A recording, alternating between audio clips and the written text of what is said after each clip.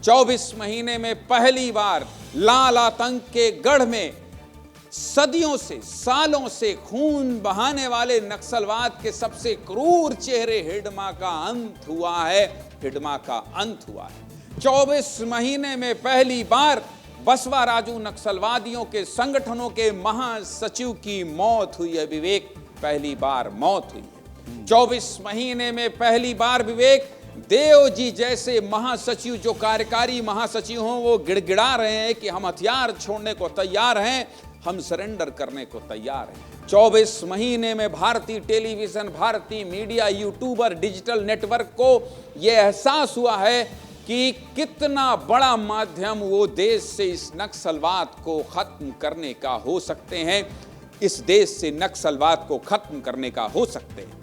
24 महीने में पहली बार पक्ष हो या विपक्ष, देश का पक्ष हो या विपक्ष, सरकार हो या विपक्ष में रहने वाले नेता 24 महीने में पहली बार किसी शहीद की अर्थी को एक साथ कांधा दे रहे हैं। विवेक, एक साथ कांधा दे रहे हैं। 24 महीने में पहली बार सरकार के माओवाद के खिलाफ चलाए जा रहे ऑपरेशन पर कोई सवाल उठाने वाला नहीं है। विवेक, कोई सवाल उठाने वाला नहीं।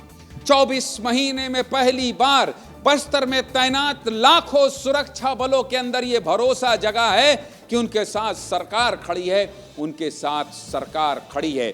24 महीने में पहली बार विवेक ये लगा है कि अब देश से नक्सलवाद जैसे शब्दों का खात्मा हो जाएगा। नक्सलवाद जैसे शब्दों का खात्मा हो जाएगा।